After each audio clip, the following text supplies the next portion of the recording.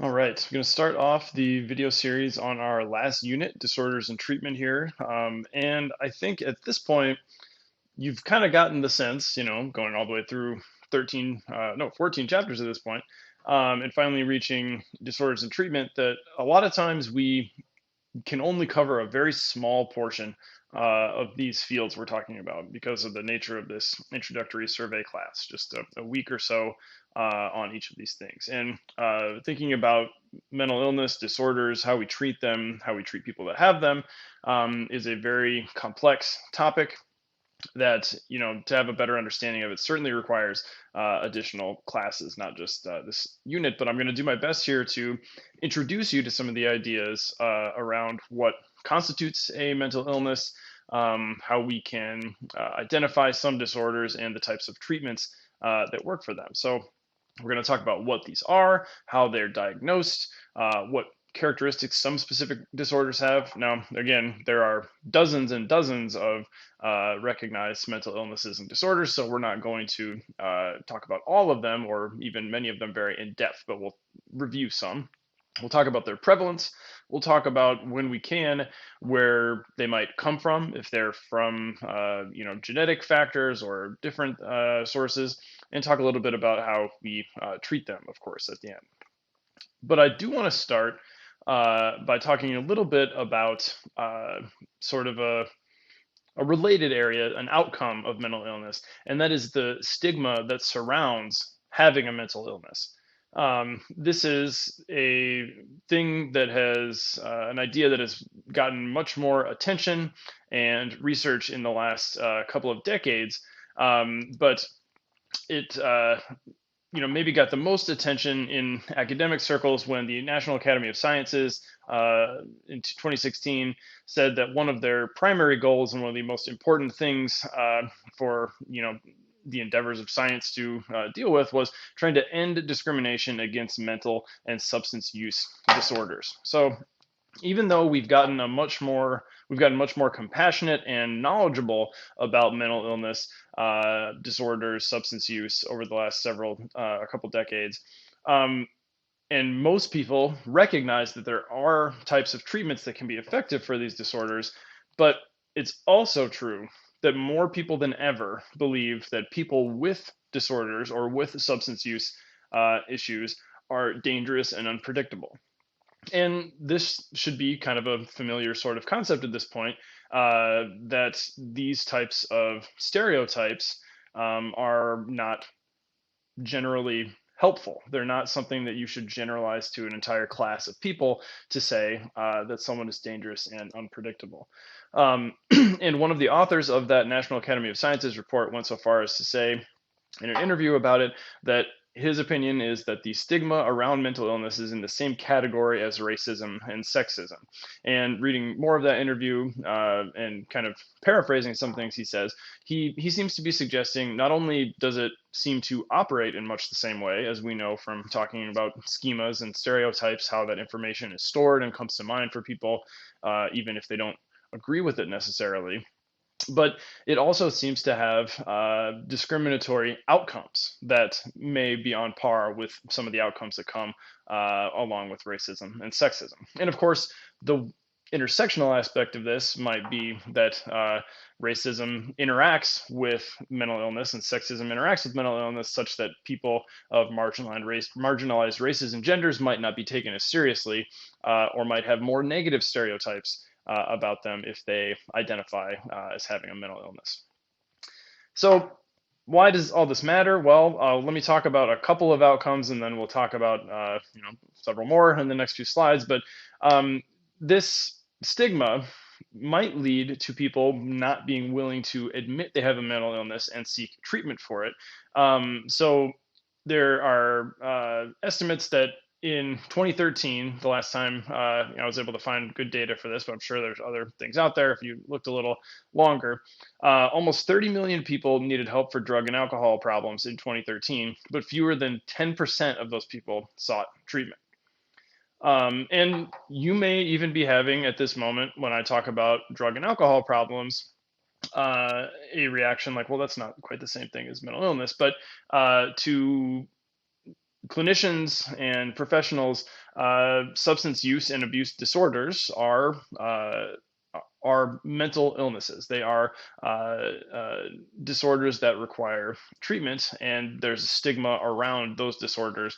And they're often comorbid, meaning they occur along with other disorders and mental illness. If you want to be really, utilitarian about this, and even if you don't believe that necessarily, this type of discrimination is real, which I would suggest you think about that more carefully. But if you just want to think about this in like some kind of cold calculation, it's thought that not treating disorders, substance abuse and otherwise, lead to approximately $500 million in lost money, revenue, wages, and things like that annually because of the lost productivity, the crime related to being marginalized and kind of pushed out of society in some ways, and losses in seeking adequate health care. So the stigma of mental illness is not only real, but it has real outcomes for people. And these things, again, are very prevalent. They're not uncommon at all. 1 in 4 Americans will experience a mental health problem or misuse alcohol or drugs in their lifetime. And I'm putting up, for the most part here, very conservative estimates. That's probably a low figure. Tens of millions of people suffer from the effects of mental illness, about 44 million adults in 2014, or substance abuse, about 45 million adults in 2017. And when we have all of these people that are in this kind of category, and we have the stigma against them that is, leading to different types of discrimination, it's not just operating at like an interpersonal level or a higher level. It's operating at many different levels. So the stigma operates in a structural sense, that there are laws in place that further marginalize people with mental illness and substance abuse disorders, that they might be arrested for the symptoms of their disease, like acting in a counter-normative way in public or seeking to get a substance. And a lot of times these things are, also, I'm not at all trying to suggest that all unhoused people are using substances or have mental health problems, but those things are related. And the laws that don't allow for unhoused people to sleep in certain places or keep them kind of unstable in the trajectory of their life are sometimes related to the laws that are aimed at mental illness and substance abuse and the lack of treatment that we have for them. So it's at a structural, sort of institutional level. It's at a public level. And what I mean by that is we, in general, have these attitudes, cultural attitudes about people with disorders. And those, come out in the ways that we treat people from different groups, the ways things are portrayed in media, the types of, people that are hired for different things. It operates at this kind of meso public level too. And of course, it operates at kind of a micro level, might call that the self level, where individual people have internalized stereotypes about mental illness. And that's not just, people not suffering. The people that are suffering also have these negative sorts of internalized stereotypes, in much the same way that even people of marginalized races and genders might have knowledge of and awareness of the negative stereotypes about their group. Even if they don't believe them, they have that knowledge that can be anxiety producing and can still guide their thoughts and behavior. The same thing can happen to people with mental disorders, where they might believe their worth is lower than it really is, or that there's something inherently less valuable about them or less acceptable about them. So because of all these things operating together, people feel shame and maybe don't seek treatment because of that shame, because of all these factors at these different levels interacting and affecting them. They might, blame themselves for their disorders. You wouldn't generally blame someone for having like a traditional medical illness, like you don't blame a type 1 diabetic for having that illness. So a lot of these illnesses, mental illnesses, we'll see have a genetic component and arise because of stressful events and things like that. So it's not as though anyone chose to have a mental illness. And that's kind of harkening back again to stuff about the fundamental attribution error in social psychology, right? That we are putting agency on something that just arose for people. No one chooses this. No one's trying to be fitting into those negative ideas you have about them. It's just that they have an illness. There also, of course, like I mentioned on one of the first slides, are stereotypes that people with mental illness are dangerous or unpredictable or unreliable. And those can be very damaging and difficult things to deal with when they're, aimed at you. People also, in general, although the knowledge has increased over the last many years, there still is a relatively low baseline level of knowledge about mental illness and substance use disorders. Maybe partly because people are not sharing these things and people don't know when their family members or friends sometimes are dealing with them. So they may not believe that they really have contact and experience with people from these groups because, again, these things are kind of kept secret more often than they should be, or they never should be really, but too often, we'll say.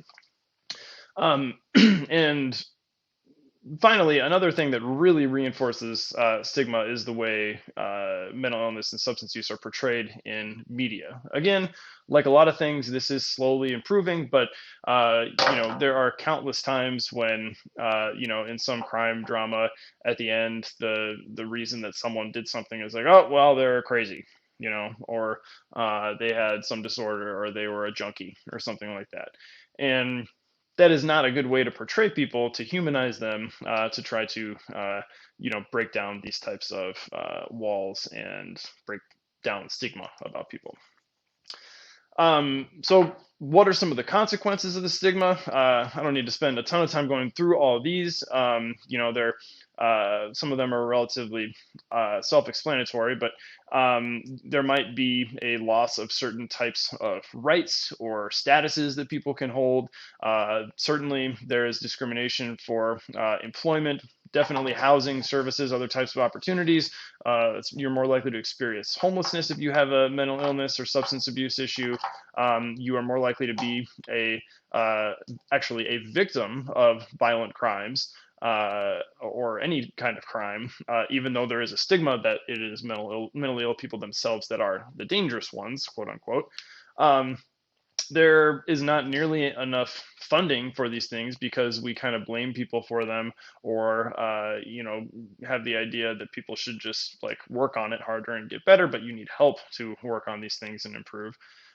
Mental health care access, even where it exists, is not easy to navigate. It's very fragmented. It's hard to find exactly where you should go, particularly if you're already having kind of a hard time. People with mental illness are sometimes warehoused in prisons. Essentially, the system, intentionally or not, kind of comes together to say, well, we're going to just put them somewhere, so we don't have to actually solve the problem. When people with mental illness are incarcerated, their sentences tend to be longer. They're supervised more intensely. They are abused more often by both their fellow prisoners and guards, and they have harsher conditions in general. And finally, just in general, public stigma, partly from the incarceration, partly from the homelessness, and partly from all sorts of other things. There's just social segregation that is acceptable for people with mental illness that we would not accept for other classes of people. So all these things together, again, they affect the individuals with mental illness and disorders, that they seem to lead to much lower self-esteem and lower self-efficacy, meaning they don't believe they have the tools to improve. They're embarrassed. They're having financial and academic problems, certainly as a result of dealing with all these other things and their own, personal everyday things as well. So all these things combine to make it less likely that people with mental illness and substance use disorders will actually seek help. So we have a very self-defeating system here that we need to have a more concerted effort at dismantling in order to allow people to improve themselves or at the very least keep themselves safe.